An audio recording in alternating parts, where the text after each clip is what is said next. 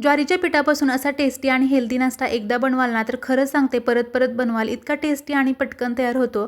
तर त्यासाठी काय करायचं, ज्वारीच्या पिठामध्ये किसलेलं गाजर, किसलेली काकडी, किसलेला पत्ताकोबी, बारीक चिरलेला कांदा, बारीक चिरलेली कोथिंबीर, जिरं आणि मीठ टाकायचं। त्यानंतर थोडं थोडं पाणी टाकत पातळ असं बॅटर बनवायचं। मला जवळपास इथं 1.5 ग्लास पाणी लागलेलं आहे। बॅटर बनवून बाजूला ठेवायचं। आता एक खमंग चटणी तयार करायची आहे। त्यासाठी भाजलेले शेंगदाणे, फुटाणे डाळ, हिरवी मिरची, पुदिना, जिरं, लसूण, मीठ, साखर आणि पाणी टाकून छान अशी चटणी तयार करून घ्यायची। आता याला खमंग फोडणी तयार करायची आहे। त्यासाठी एका पॅनमध्ये तेल गरम करून जिरं, मोहरी, कढीपत्त्याची खमंग फोडणी तयार करायची, चटणीवरती टाकायची आणि व्यवस्थित मिक्स करायचं। त्यानंतर गॅसवरती एक पॅन गरम करायला ठेवायचा।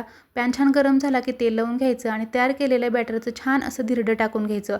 वरून बाजू कोरडी झाली की तेल लावून घ्यायचं। दोन्ही बाजूनी खमंग खरपूस धिरडे भाजून घ्यायचे। फक्त 10 मिनिटांमध्ये टेस्टी आणि हेल्दी ज्वारीच्या पिठाचा नाश्ता तयार आहे। व्हिडिओ आवडला असेल तर like, share and subscribe. Thank you.